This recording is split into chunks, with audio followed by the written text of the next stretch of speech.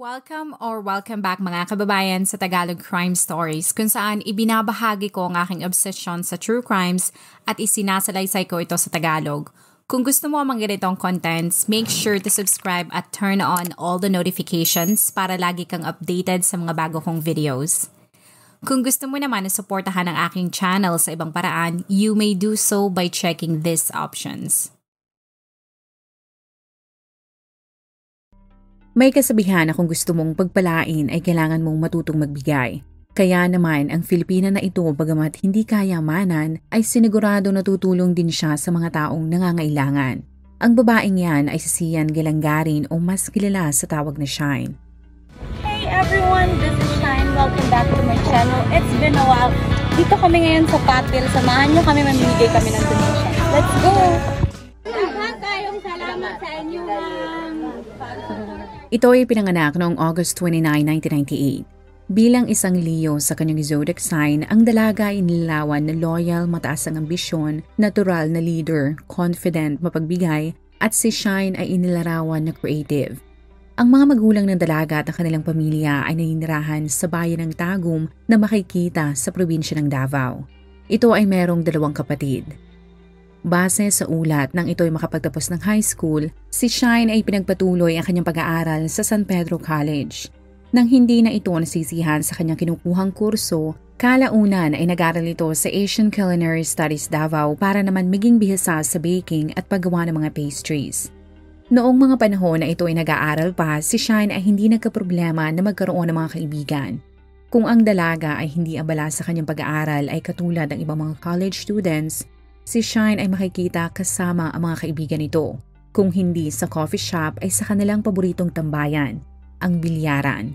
Kung weekends naman at wala itong ibang pinagkakaabalahan, si Shine ay kasama ang ilan niyang close friends sa bar para naman mag-unwind sa stressful nilang buhay estudyante. Sa ganda ng panlabas nitong anyo ay pati ang grado nito sa eskwelahan, ang mga magulang ni Shine ay umasa na malayo ang mararating nito sa buhay. Noong 2018, ang mga nakakilala dito ay naging masaya para sa kanya dahil nakagraduate na si Shine at maaari na itong magtrabaho, pero sa halip na magtrabaho sa field o linya ng baking ay mas pinili nito ang magtrabaho bilang modelo sa Oko Designs Germany. At upang mas ma-expose pa siya at magkaroon ng ibang posibleng gig, si Shine ay gumawa na rin ng sarili niyang Facebook page at TikTok account kung saan ibinahagi nito ang pagkahilig niya sa pagluluto. Madalas rin niyang ibahagi ang kanyang paghihilig sa aso at tulad ng ibang mga taong nasa over 20s, kung meron pa siyang oras kasama ang ilan nitong mga kaibigan, si Shine ay dumadalo rin sa mga concerts. Minsan ay pumupunta rin ito sa bilyaran at coffee shops kasama ang ilan nitong mga kaibigan. Bukod sa kanyang sarili, pusa at mga aso, trip niya kasama ang ilang mga malilipit na tao sa kanyang buhay, hindi nakakalimutan ni Shine na makipag-bonding sa kanyang sariling pamilya. Kalaunan, sa dalas ng kanyang pagpo-post mula sa 1,000 followers ay dumami na ito hanggang maging halos 100,000 na. Dahil sa dami ng mga taong nagpa-follow sa kanya, si Shine ay inalok na rin ng ibang model agency. Sa pagdaan ng panahon, ang mga kapamilya ng dalaga ay masaya dahil ito ay madiskarte at alam nila na malayo ang mararating nito sa buhay. Hindi rin sila nag-alala na mapapariwara si Shine sapagkat kahit maraming kalalakihan ang umaaligid at meron itong never-ending na supply na manliligaw, si Shine ay mapili naman sa mga lalaking pinapapasok niya sa kanyang buhay. Ang mga taong nakapaligid dito ay nilarawan si Shine na isang napakabuting kaibigan. Kaya naman nagulat ang lahat noong July 16 nitong taon lamang nang kumalat ang balita na ang 26 na taong gulang ay patay na. Sa litratong ito ay makikita mo na ilang mga pulis ang nasa labas ng tinitirhang apartment ni Shine at ang buong paligid nito ay nilagyan nila ng tape. Base sa naglabasang report, madaling araw noong July 16, sunod-sunod na putok ang umilingaw-ngaw sa buong apartment complex. Noong una ay hindi makapaniwala ang mga tao na si Shine ang biktima. Ngunit nang kumpirmahin ng mga otoridad ang pagkakakilanlan ng babaeng biktima, ay nabalisa ang lahat dahil sa kaibigan nga nila ang bangkay na nakita sa loob ng unit. Kasunod ang nakakagulat na kumpirmasyon na yun, ang ilan sa mga kaibigan nito ay inalala ang kabaitan at mga pagkakataon na nakasama nila si Shine. Nang mabigyan sila ng ghost signal ng medical examiner na maaari na nilang makuha ang labi ng dalaga, ang pamilya nito ay kaagad kumontak ng morgue kung saan inayusan ang biktima. Sa ulat ay nakalagay na ang burol nito ay ginanap sa St. Anne Chapel Rubio Memorial Services. At sa video na ito ng isang kaibigan ni Shine ay makikita na maraming mga tao ang nagbigay ng mensahe ng pakikiramay at nagpadala ng mga bulaklak. Ang ibang mga tao ay hindi maintindihan kung bakit at sino ang kayang gumawa noon sa mabait na si Shine. Kaya ang iba sa kanila ay mabilis na bumuo ng sarili nilang mga teorya kung ano ang mga posibleng motibo. Ang iba ay nagsabi na maaaring inggit ang rason kung bakit ito pinatay, sapagkat kung mas kikilalan pa natin ang biktima, ay tila na kay Shine na ang lahat, ang ganda, kayamanan at kasikatan. Sa teorya ng mga ito ay ibinahagi nila na maaaring isa sa mga kaibigan din nito ang suspect, na katulad ng iba ng nangyaring krimen. Ngunit ang kapamilya kahit ang ilang mga kaibigan ni Shine ay hindi pinaniwalaan ang anggulo niyan. Dahil lahat sila ay nagsabi na isang mabuting tao at kaibigan si Shine. Dahil sa rason na yan, ang mga otoridad ay hindi rin nagsayang ng oras. Sa kadahilanan na maraming followers ang biktima, ang mga tao ay walang tigil na siniyasat kung ano ba talaga ang nangyari dito. Ang ilan sa mga recent videos nito ay naging trending, kaya ang mga tao ay mas lalong na-curious na malaman kung sino ba ang may kagagawan sa pagpatay dito.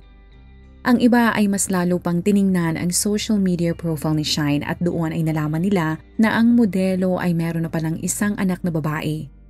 Ngunit kahit anong ganda at ayos ng panlabas nitong kaanyuan, ang relasyon ng modelo sa ama ng kanyang anak ay hindi nagtagumpay. Bagamat hindi naging maayos ang hiwalayan ng mga ito, sa suporta ng kanyang mga kapamilya ay nilakasan ni Shine ang kanyang loob. Gamit ang naipon niyang pera noong 2021, ay ang unang pagkakataon na pinasok ni Shine ang pagiging online seller at ang kanyang tindahan ay tinawag ng Shine Style Davao. Gamit ang marami niyang social media following ay inalok niya ang mga ito ng pabango, lip tint, mascara at blush on. Sa ganda ng resulta ng ginagawa niya, 1 taon pagkalipas niyang maitayo ang una niyang shop ay naisip ng modelo na gamitin ang ganda ng kanyang itsura para naman makapagbenta ng mga damit. Noong una ay pakonti-konti lamang ibinebenta niya hanggang dumami na ang kanyang mga customers. Kaya bukod sa online shop niya na tinawag niyang Thrift Avenue by SG, ay nagtayo na rin siya ng physical store.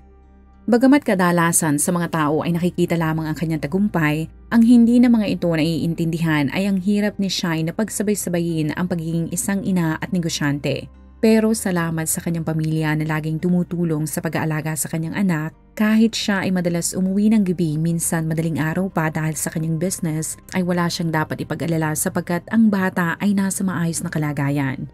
Sa pamamagitan ng kanyang kinikita ay hindi lamang naibigay ni Shine ang lahat ng pangangailangan ng kanyang anak. Ngunit masaya rin ang mga taong nakakilala dito dahil pagkatapos nitong makaranas ng kasawian sa pag-ibig, ay tila nagbago ang isip nito tungkol sa pakikipagrelasyon.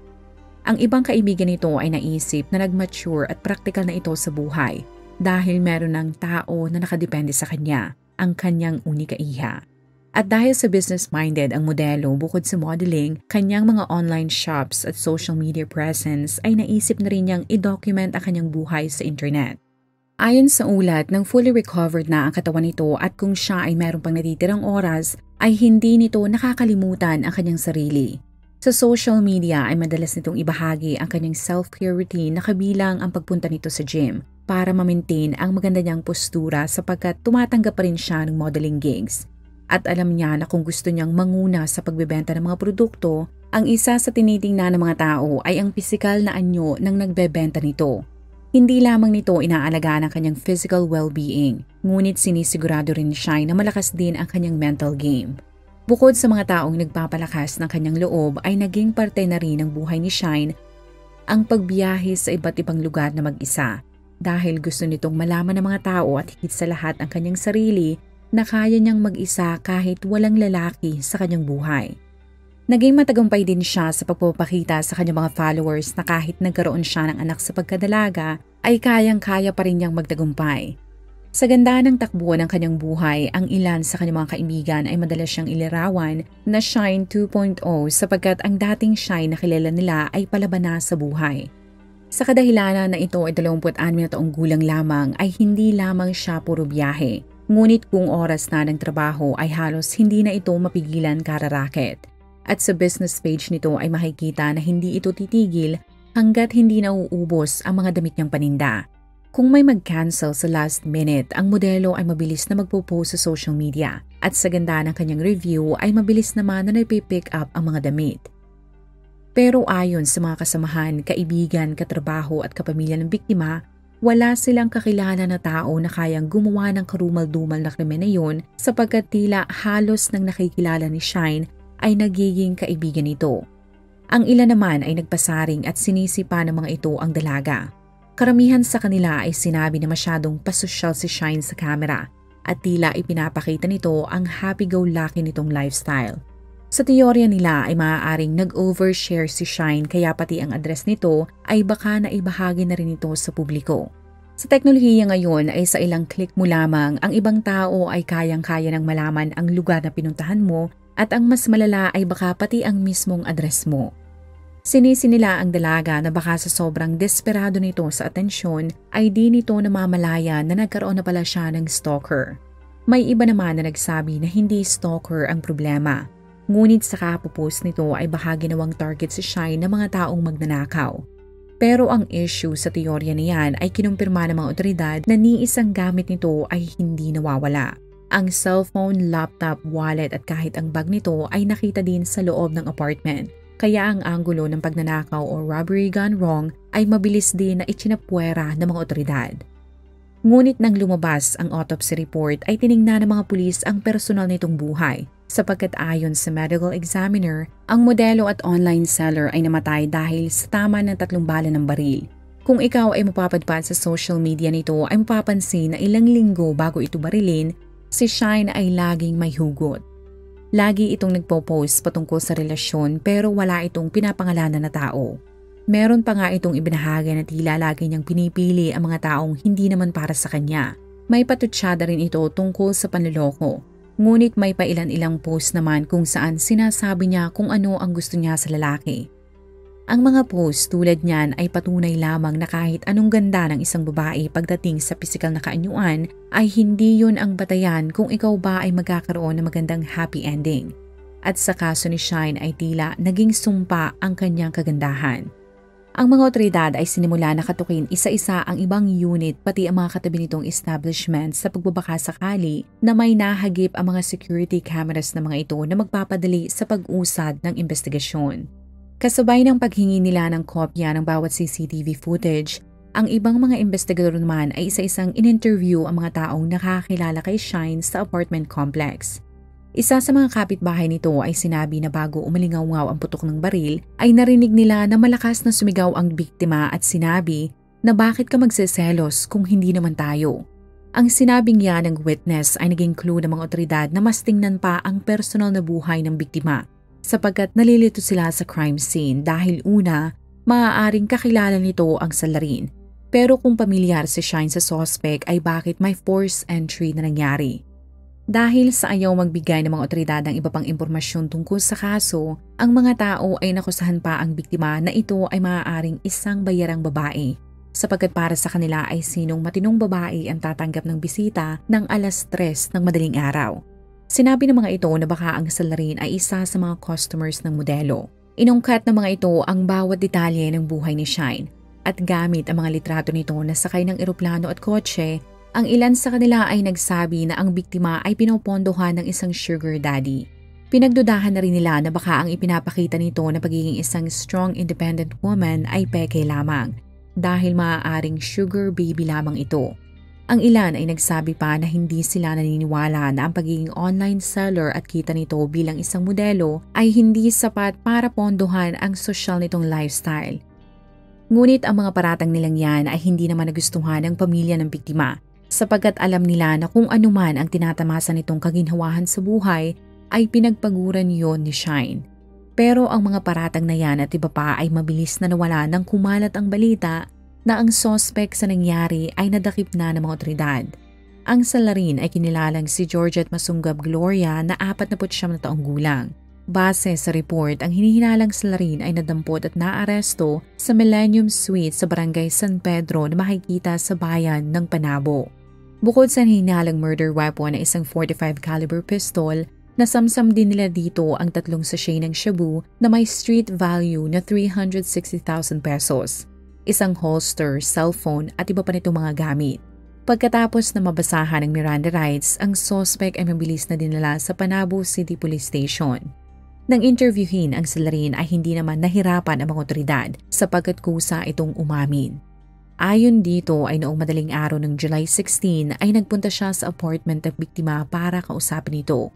Pero sa halip na makipag-usap sa kanya, ang dalaga ay di umunong binagsakan siya ng pintuan at pinagsarahan ng bintana na isang malakas at klarong pagsasabi ng biktima na ayaw siya nitong kausapin.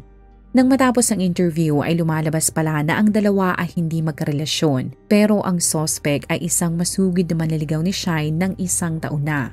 Kung paniniwalaan mo ang detalye na sinabi ng salarin sa sinumpaan niyang salaysay, ang ginamit niyang termino ay di umano'y inaalagaan at kafling niya ang biktima. Sa madaling salita ay bagamat walang label ang kanilang relasyon, para sa suspect ay kahit hindi siya opisyal na sinasagot ni Shine at di sila opisyal na magkarelasyon, umasa siya na isang araw ay sasagutin din siya ng dalaga. At dahil sa alam niyang hindi lamang siya ang lalaki na gustong makuha ang matamis na oo ni Shine, ang durugista ay pinaulanan ang pera ng biktima o sa panahon ngayon ay yung tinatawag na love bombing, kung saan ang isang tao ay bibilhan o bibigyan ng pera o mahal na regalo ang babaeng espesyal sa kanila. Di umano'y binigyan niya ito ng maraming salapi at ipinagmalaki nito na galing sa kanyang bulsa ang mga ginagastos ng modelo sa kanyang pagbabakasyon, pangangailangan at kahit luho nito ay hindi siya naging madamot.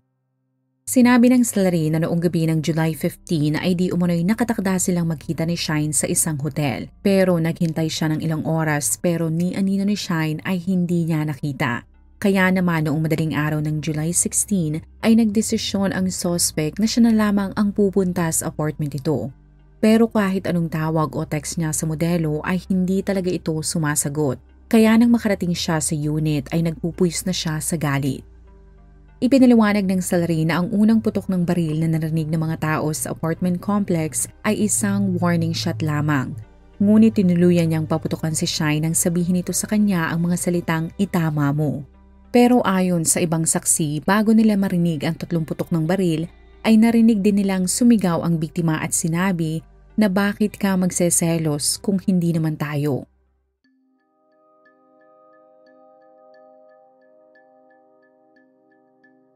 Ang mga tao sa internet ay sinabi na maaaring ang naging mitya ng galit ng suspect ay nang makita ang video na ito na ibinahagi ni Shine noong July 9 sa kanyang social media account.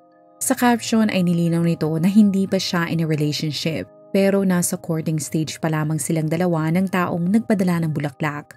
Ngunit klaro naman sa post at mensahe na inilagay ni Shine na ilang araw o linggo na lamang hihintayin ng taong yun at tila makukuha na niya ang matamis na oo ng modelo. Para sa mga taong nakapaligid sa biktima, ang mga sinabi ng suspect ay walang katotohanan. Sa teorya din ng mga otoridad ay maaaring ang ego o pride ng 49 na taong gulang na suspect ay nawasak sapagkat para dito ay binigay na niya ang lahat-lahat at tila mas marami pang materyales na bagay kay Shine pero iba ang makikinabang dito. Idinagdag ng mga investigador na ang nangyari ay yung classic na if I cannot have you, no one will. Nang matapos maproseso ang mga dokumento, ang suspect ay sinampahan ng kasong murder. Sapagkat ayon kay Police Lieutenant Colonel Frederick Deles, ang pagdadala ng suspect ng baril sa apartment ng dalaga ay nagpapakita lamang na sa simula't simula ay gusto na talaga nitong patayin ang biktima upang wala ng ibang lalaki na makinabang dito. Kung ikaw ay nakinig hanggang sa dulo ng video na ito, maraming salamat sa panonood sa episode na ito. Please consider leaving a comment or i-like ang video na ito. At kung may kaso ka na gusto mong i-cover ko, please let me know. Magandang araw sa iyo, kabayan.